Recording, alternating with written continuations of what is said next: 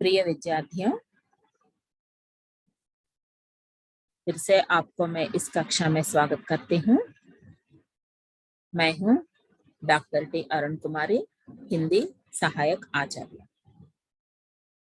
बेटा, आज के लिए हमारा पाठ है राष्ट्र का स्वरूप।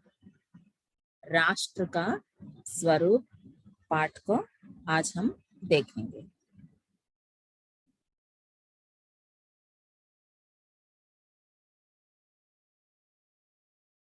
देखिए बेटा, पहले आप इस बात को स्पष्ट कर लीजिए कि राष्ट्र शब्द का अर्थ क्या है ना। राष्ट्र का मतलब है देश। एक देश का स्वरूप कैसे होता है, जैसे कि हम अपने तेलुगु भाषा में राष्ट्र को इसको अगर हम कहें तो अंग्रेजी में स्टेट जो बोलते हैं, आंध्र प्रदेश, कर्नाटक, तेलंगाना, है ना। तो यहाँ पर राष्ट्र का मतलब है हिंदी में देश, है ना। तो राष्ट्र का स्वरूप मतलब एक देश का स्वरूप किस प्रकार होता है, इसको इस पाठ के माध्यम से लेखक हम तक पहुंचा रहे हैं, है ना।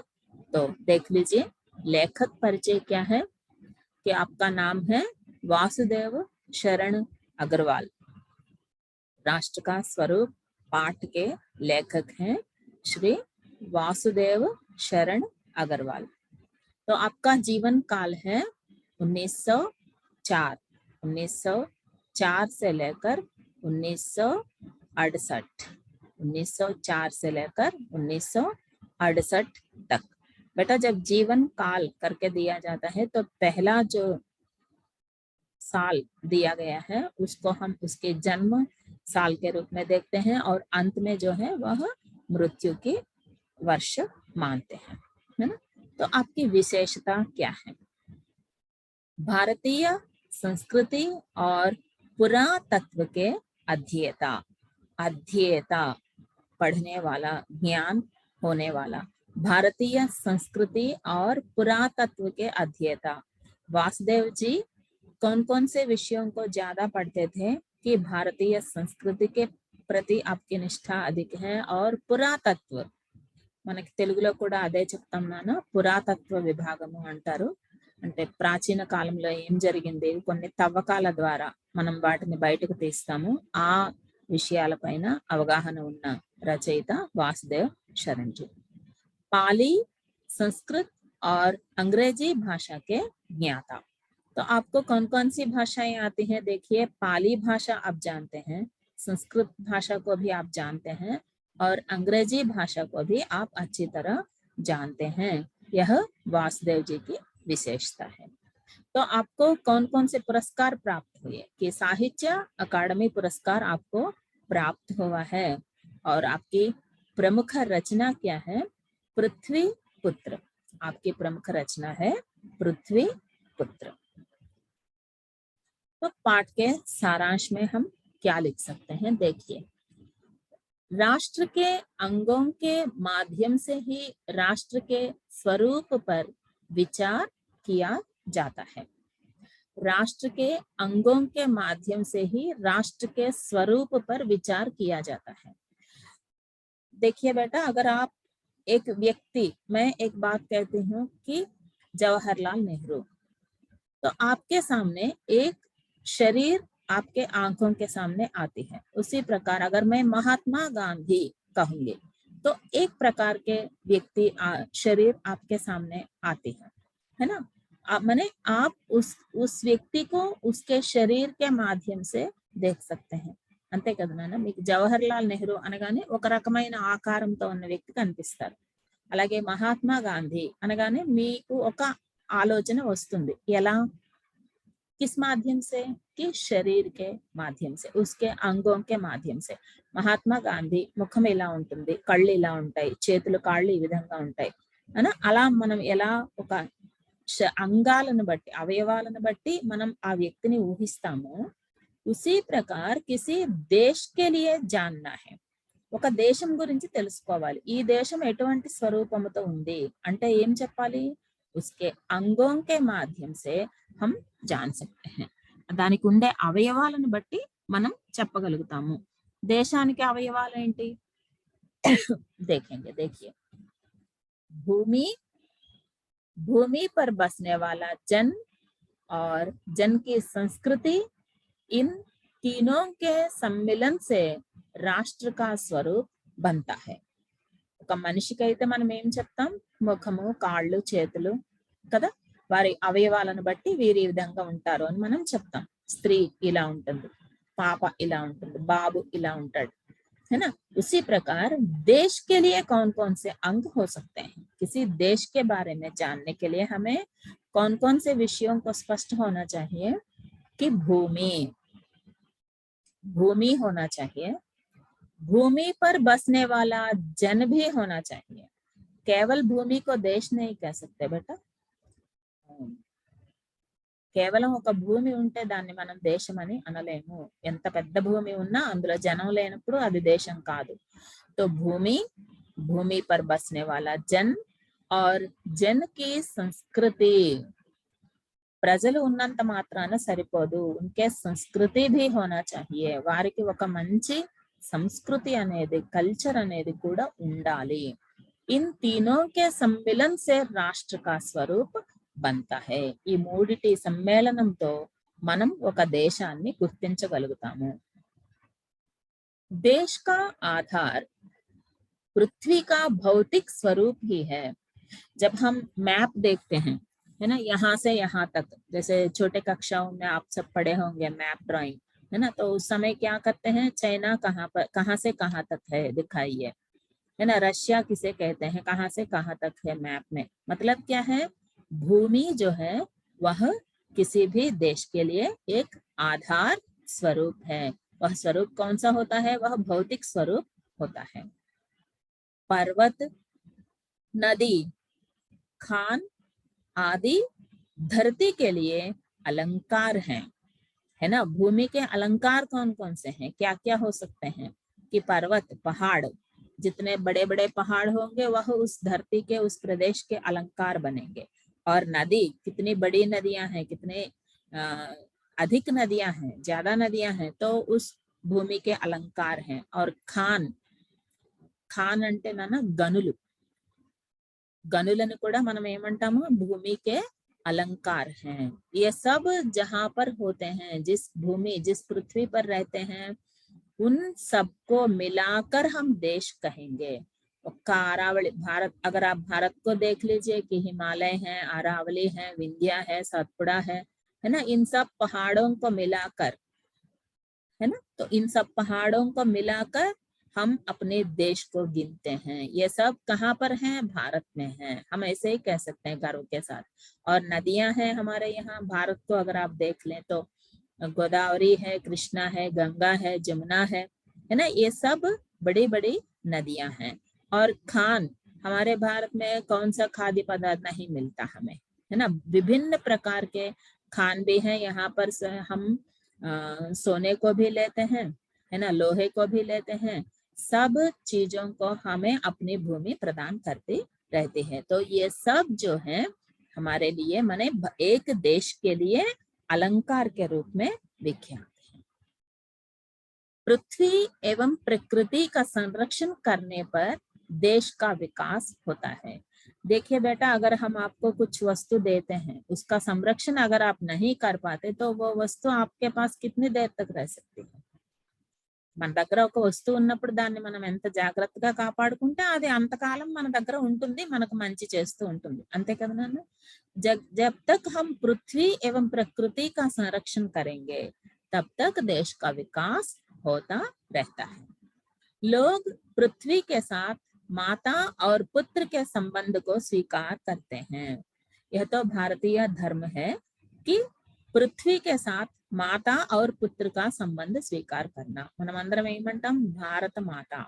तो इसलिए हम कहते हैं हमारे अपनी पृथ्वी को कि माता है, भारत माता, है ना. उस माता के संतान कितने हैं? कितने भी करोड़ लोग यहाँ पर जन्म लेते हैं, वो सब उसी माँ के संतान हैं. कोई भी व्यक्ति कहीं पर भी जाता है तो गर्व के साथ कहता है कि मैं भारतीय हूँ. अंग्रेजी में ही क्यों ना कहने पड़े कि आई एम एन इंडियन, है ना. मतलब यह हमारी माँ है। जो पृथ्वी के साथ माता का संबंध बनाए रखना, ये हमारे प्राचीन धर्म है। जनता सतत दुनिया में आता जाता रहता है, लेकिन भूमि वरदान देने में किसी पर कोई भेद प्रकटित नहीं करता। यह तो हमें शत शत नमन करते हुए हमारे देश के ऋण को तो हम कभी चुका ही नहीं सकते, है ना। माने भूमि हमारे लिए क्या क्या देती है। देखिए, जनता तो सतत दुनिया में आता जाता रहता है, हमें पहले जन तो नहीं है ना इस दुनिया में, इस समाज में हम पहले जन थोड़े हैं। हमसे पहले कितने करोड़ लोग यहाँ पर जन्म लिए हैं और चल बसे हैं, और हम भी फलाने दिन जन्म लेते हैं और फलाने दिन कभी न कभी यहाँ से निकल पड़ते हैं, और हमारे बाद बहुत सारे लोग आते रहते हैं। मतलब दुनिया में जनता ఆతే జాతే रहते हैं, అంతే కదా నాన్న. కొన్నిసార్లు ఈ మనమే మొదటి వ్యక్తులం కాదు భూమిపైన, చాలా కోట్ల మంది పుట్టారు, మరణించారు వారి పని అయిపోయినాక. అదే మాదిరి మనం పుట్టాం, ఒకానొక నాడు మరణిస్తాం, మన తర్వాత చాలా మంది వస్తారు వెళ్తుంటారు. मतलब दुनिया में लोग आते जाते रहते हैं, लेकिन भूमि वरदान देने में किसी पर कोई भेद प्रकटित नहीं करता। इस भाव को हम भूमि से ग्रहण करना चाहिए कि किसी पर कोई भी भेदभाव प्रकटित ना करें। భూమి ఎవ్వరికైనా వరం ఇవ్వటంలో ఏ విధమైన భేదము చూపించదు। कोई भी व्यक्ति हल चलाए, बीज बोए तो वही फसल भूमि दे देती है। అంతే కదా నాన్న. ఎవరు నాటినా ఆ భూమి అక్కడ పండుతుంది అంటే ఆ మొక్క పండించి ఇస్తుంది. నువ్వు కాశ్మీర్ వ్యక్తివా, కన్యాకుమారి వ్యక్తివా, భూమికి అవి అనవసరం। मतलब पृथ्वी अपने वरदान देने में किसी पर कोई भी भेदभाव प्रकटित नहीं करता। यह भूमि का उत्तम लक्षण हमें मानना चाहिए। तो भूमि अगर इस प्रकार इतनी उत्तम है, तो भूमि पर बसने वाले लोगों के सोच एवं कर्म को ही राष्ट्र की संस्कृति कह सकते हैं। तो हम पहले ही कहते आ रहे हैं कि है ना कि भूमि होने चाहिए, भूमि पर बसने वाले जनता होने चाहिए, और जनता की संस्कृति भी हो, तभी राष्ट्र का स्वरूप बनता है। దేశము అని దేనిని అంటాము? కొంత భూమి ఉండాలి, కొంతమంది ప్రజలు ఉండాలి, ఆ ప్రజలకు ఒక సంస్కృతి అనేది కూడా ఉండాలి। तो ప్రజల సంస్కృతి ఎలా వస్తుంది? భూమి पर बसने वाले लोगों के सोच एवं कर्म, कि आप क्या सोचते हैं और आप क्या करते हैं, यही हमारा संस्कृति मानी जाती है। हमारी संस्कृति माने जाते हैं कि हम क्या सोचते हैं, हम क्या करते हैं, क्या हम सभी की बुराई सोचते हैं या सभी की अच्छाई सोचते हैं। जिस प्रकार हम सोचते हैं, जिस प्रकार के कर्म हम करते हैं, उसी को हम अपनी संस्कृति मानना चाहिए। साहित्य और कलाओं के द्वारा जनता में आनंद और कर्तव्य भाव विकसित होते हैं। మనం ఏమి ఆలోచిస్తాము అది ప్రజలకు ఎలా తెలుస్తుంది నాన్న? कि हम अपने जो कुछ भी हम सोचते हैं वह अपने साहित्य के माध्यम से बाहर निकलता है और विरासत के रूप में रहता है। प्राचीन काल कवुलु ఏమి ఆలోచించారు? ఇప్పుడు మనకి सूरदास ऐसे कहते हैं, तुलसीदास ने ऐसा कहा, ये सब हमें कैसे पता चला? कि उनके साहित्य के माध्यम से, है ना। तो प्राचीन व्यक्ति उनका जीवन कैसा था वो हम अपने इतिहास के माध्यम से देख रहे हैं। तो हम जो सोचते हैं वह कौन पता लगाएगा इसका? तो हमारे आने वाले पीढ़ी। మనం ఎలా ఉన్నాము, మంచిగా ఉన్నామా చెడ్డగా ఉన్నామా ఎవరు చెప్తారు? మన తర్వాత వచ్చే తరాల వారు చెప్తారు। మా ముందు ఉండే వాళ్ళు చాలా మంచి వాళ్ళు, మాకు మంచి వారసత్వాన్ని ఇచ్చిపోయినారు। लेकिन कुछ अगर हम कुछ गलत कर बैठे तो हमारे जो आगे की पीढ़ी है वो हमको कोसते रहते हैं कि देखो ये इतने गैर जिम्मेदार व्यक्ति रहे हमारे देश में, तो उन्होंने हमारे लिए देश का विनाश करके चले गए। అంతే కదా నాన్న. మనం పాడు చేసాం అనుకోండి, మన తర్వాత తరాల వారు ఏం చెప్తారు? మా ముందు తరాల వారికి బాధ్యత లేదు, వారు సరిగ్గా పట్టించుకోక మా దేశం ఈ విధంగా అయిపోయింది అని చెప్తారు। तो हमें कैसे रहना चाहिए? जिम्मेदार रहना चाहिए, है ना। मतलब क्या है? जो भी साहित्य हम प्रस्तुत करते हैं, साहित्य के माध्यम से, कलाओं के माध्यम से हम क्या क्या कर सकते हैं कि अपने अगले पीढ़ी को मार्गदर्शन भी दे सकते हैं।